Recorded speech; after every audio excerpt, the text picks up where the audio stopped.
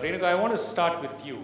Um, tell us, tell us the difference between actually working for an institution like ICICI, and in your final years there, you were running ICICI Ventures, so very clearly in command of what you're doing, versus actually starting from ground up, startup, doing the rounds, raising cash, raising capital actually at a difficult time, and then kind of hopefully making money out of it.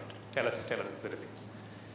And especially if you can focus on your early years, because the point of this discussion is actually people in their 20s or early 30s, women who want to make the transition into entrepreneurship, and we don't see very many of those happening. There are a few kind of instances happening out there, but how is it? What are the challenges? What did you face, etc.? And what advice would you have for people?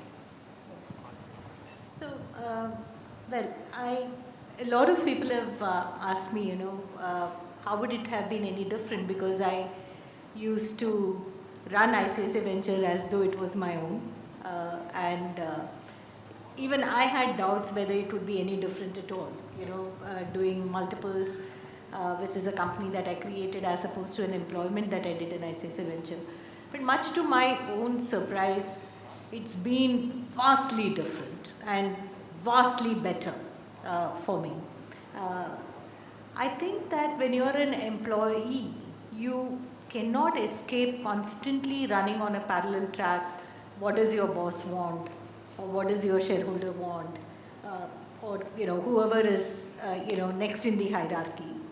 So you are optimizing for two things: what you believe is the right thing for your business, and what you think will get the admiration, appreciation, accolades of somebody that you are working for. And they don't necessarily run in parallel tracks all the time, although it shouldn't be much different. But there are times when what you want to do, which you believe is right for the business, may not receive the appreciation of who you are working for.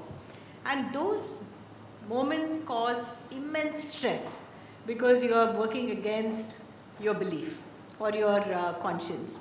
So for me, it's a big liberation from being an employee to setting up multiples. I must confess I've been exceptionally fortunate in the multiples journey. I didn't have a moment of struggle. I think the reason I didn't have any struggle is that I could reset and reboot.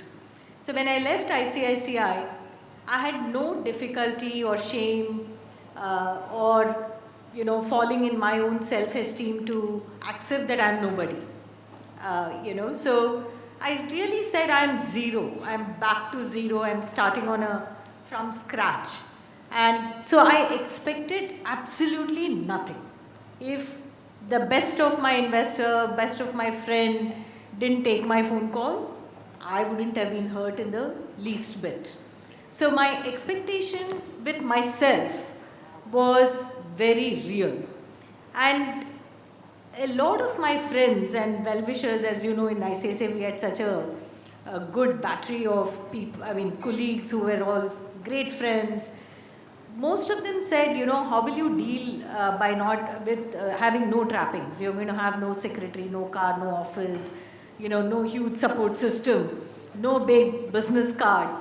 Won't you miss all that? You're getting set to do absolutely a wrong thing. You're going to regret and come back. But the thing was that because I was mentally so well prepared that I'm not going to have all of that, again the resetting was very, very easy for me. So the first time I traveled after I became an entrepreneur, when I didn't have a company at that time, I was just thinking about what to do. This was within the first week. I called up the same travel agent and I said, get me the cheapest ticket.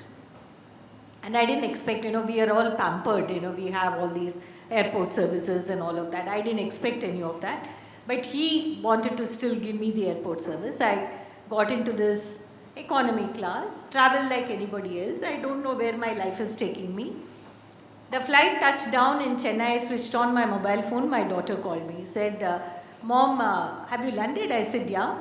So did you travel business class or economy today? I said, I traveled economy. So she said, okay, how are you feeling about it? I said, I'm feeling on top of the world. So she said, okay, you will do well. And she put down the phone. So she was actually mentoring me in terms of she was checking, have you reset yourself? You are actually nobody today. You are now going to create something.